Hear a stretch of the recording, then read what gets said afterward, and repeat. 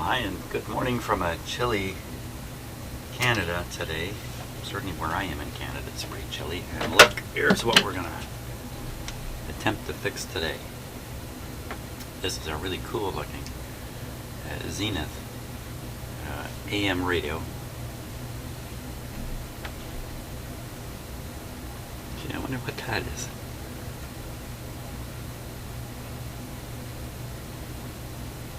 I think somebody put that in there to mark something. Let's see. I got the back off of it. The back kind of jumped off of it here. It's got the antenna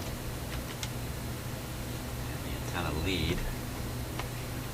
At least one of them. The other one is broken right off. I'll have to sort that out at some point.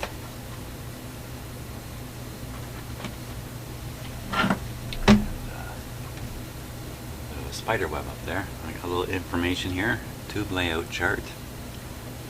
That's about it.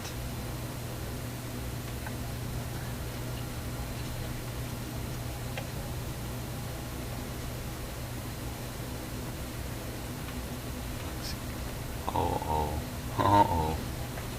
Everybody, I gotta get my string ready.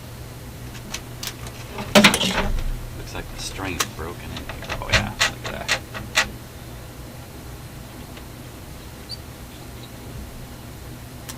That's too bad.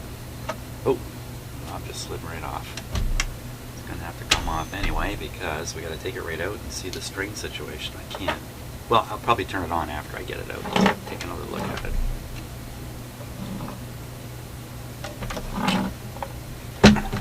It's just like two little screws on to do it. I decided to go ahead with this one. If you're watching these in the order I'm producing them, then you know there's the infamous bed radio is out there. And I'm having trouble with the IF transformers in that radio, as it turns out. So it'll get back in here, not to worry.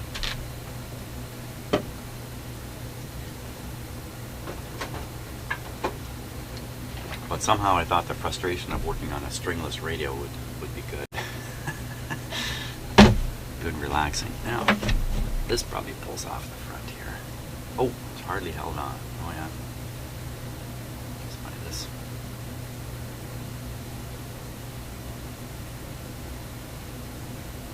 I spent a little bit of time on this, didn't I?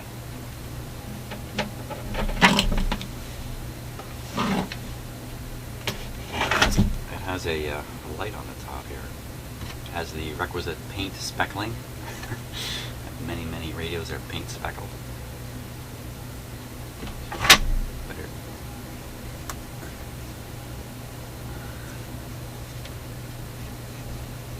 get the light out of there.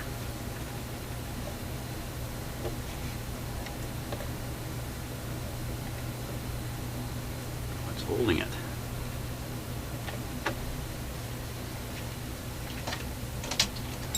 Radio's already putting on a fight.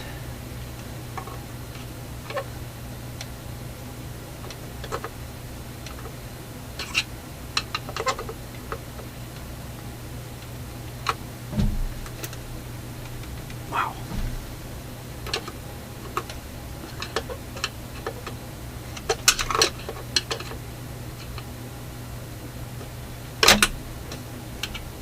Holy smokes, this is just hanging on for dear life here.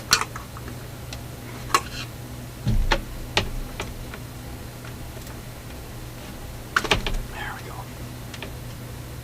Okay, out you come.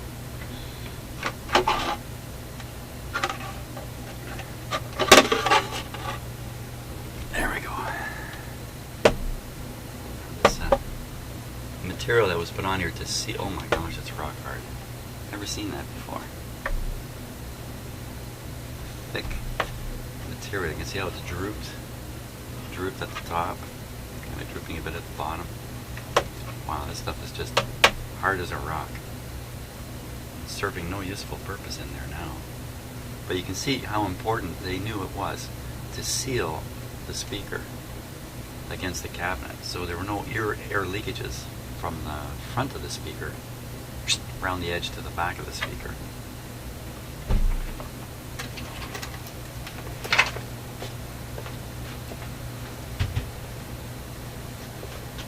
In all good quality speakers, that seal is done very carefully and purposefully to make sure that air from the front of the speaker doesn't slip around to the back of the speaker as the speaker moves back and forth. Or what you get is very greatly reduced bass response. So this is similar to another type of Zenith I've done where they've mounted this right in front of the speaker. This one's driven with a string, which is, I don't think it's broken. It looks dismounted. I think it's all here. Okay, let's not fool with that. Get it all messed up. Maybe somebody's already fooled with it once. My guess is no. How would a string get dismounted in a radio like this? I'd be able to blame a cat for doing it. I might be able to just slip this back on.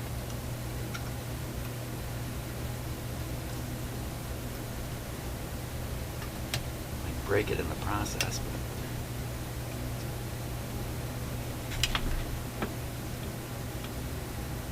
one, maybe it's two strings.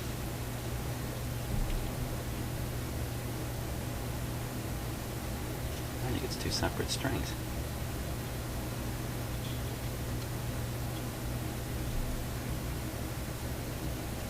Hey, this is going to be the easiest string job I've ever done.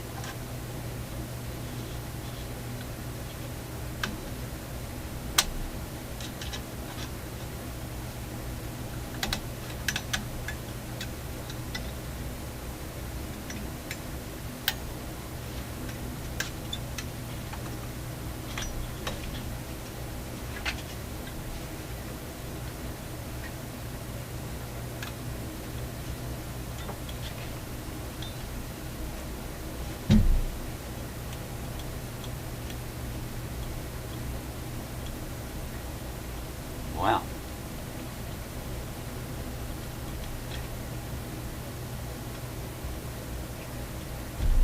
Something's not lined up right. See, the capacitor's not quite all the way, but this is reaching its end of travel.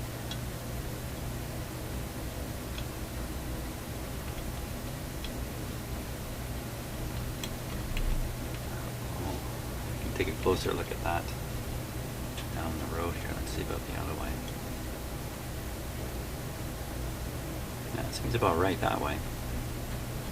Just watching how this string is coming through the opening here. Pretty hard for this string to pull this any further. It's not bad. It's not bad. Okay, I already got 2 thumbs up on this one. Okay. And for those of you who are a little frustrated with slow progress on that bed radio, listen, I'm frustrated about it too. And you might wonder, why do I put all that stuff up on YouTube when it's hardly any progress going on, but it's the process I follow here with live recording. Let's see if this radio goes a little quicker. Maybe it's finished already. It's a 10-minute radio, okay. I'm going to plug it in. Let's just take a peek underneath because it's open chassis here. Oh, ugh, lots of old capacitors in there. Look to be an okay shape, not the best. This one looks rather suspicious. All kinds of blobs of wax on it. 1, 2, 3, 4, 5, 6, 7, 8 wax capacitors. Well, let's see how it operates. I can see evidence of testing in here, I think. I'm seeing where components have been cut out of the circuit temporarily and then soldered back. Not sure. Is that a new cord on it?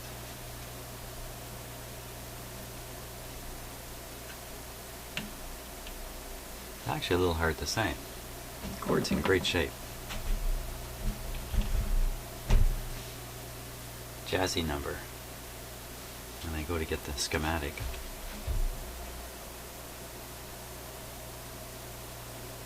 Okay, so it's a radio with no antenna. That's the on off.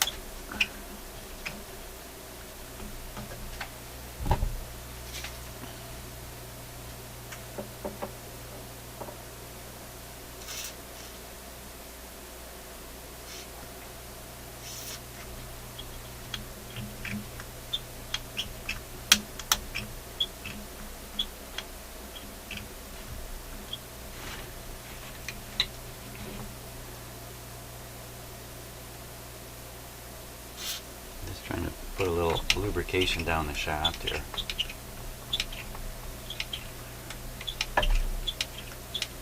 That helped a bit, but still got a crummy feel to it. Okay, volume is down. We're going to be on the restriction light, so I'll just go up a little bit here. Okay, we're still running on just one light bulb, this one. Red light's doing nothing these days for me. And you can keep your eye on this. Here we go. Good show. It's always exciting the first time I turn something on. So I keep my eye on this light, and if it comes on and doesn't dull down quickly, I get just a little bit nervous.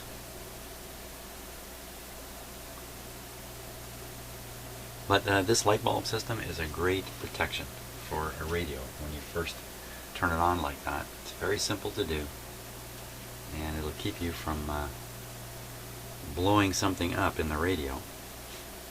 And I'm using that term kind of facetiously. Nothing. It's not. I've never really had anything blow up in a radio. Let's see. Capacitors can pop. That's for sure. So we got 1, 2, 3, 4, 5, 6 tubes. No transformer. There's the light coming on there. They don't hear a sound. Let's turn it up a bit. Oh my gosh.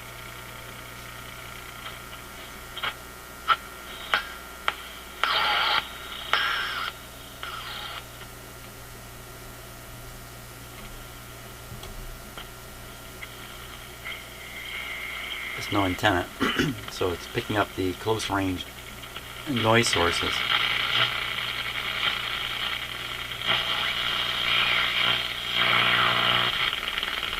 Let's put an antenna on it. But it sure sounds like it's working to me. I'm almost finished.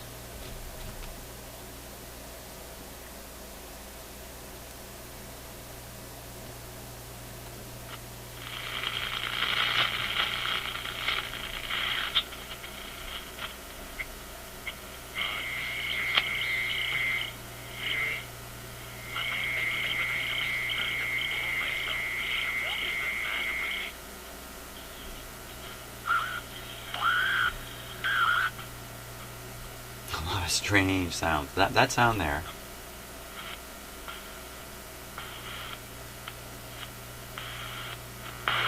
That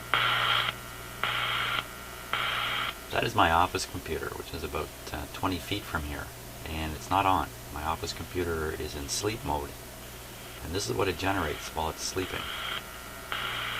Now you can pick that up out in my driveway. It is unbelievably powerful. I have a video on it somewhere where I track it down in my house. And there it is again. And apparently that's the power supply in my sleeping computer. Sorry, refreshing the RAM memory or something like that.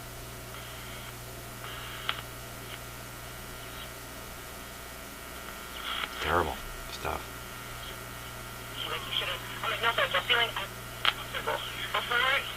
Before he made the environment feel safe, he had already said, all right, okay, and called. You know, you are watching this on the video, but it's quite apparent to me that there's a lack of bass in the speaker, and of course, there's no baffling at all. So the air that's being pushed by the lower frequencies is just shooting around to the back here. It's not producing much of a wave coming out to my ears or to the microphones for you to hear. Put it in the cabinet, whole picture changes. And any of you who fooled with speakers, you know that. And it's all about keeping the air from the front of the speaker from slipping around to the back of the speaker. It's a very simple problem. So that's why speakers sound so much better in their cabinets, and that's why anybody who's really into speakers, they spend a lot of time making sure the seal on the front here is good. And look what they've got on the front. So they got this bracket here, screws sticking out right in the seal area, and that's probably why they have that thick goop. And not only that, but probably the front of the radio stopped short of reaching the speaker, and just because of the mechanics of the strings and all this kind of stuff. Wait a minute, how do we get this string? Wait a minute, how does that string work with that stuff?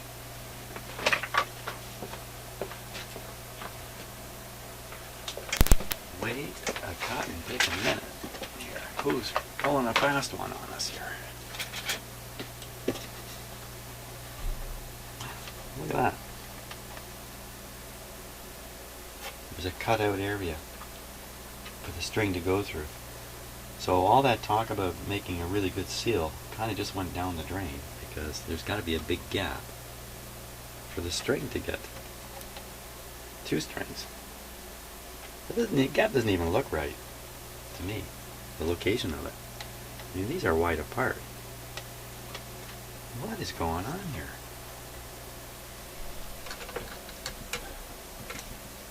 I better phone up Zenith and say, look, you guys made a mistake here. Okay, so that seal, just measuring, just picking up the separation of the strings here. Okay, so they're about that far apart.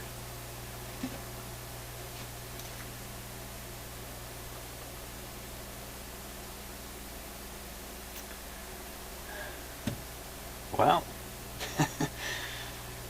I think we know maybe why the string got dismounted.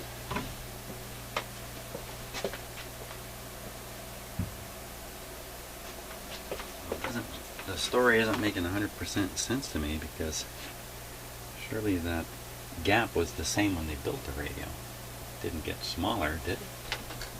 Not going to get smaller. Well, isn't that interesting? Must have been quite a fight among the designers and engineers. They wanted that look, and this is the only way you can get it, to ruin the seal on the speaker. There must have been discussions back at Zenith about this. And then, if you're going to have this gapped out, why so worried about sealing all the rest?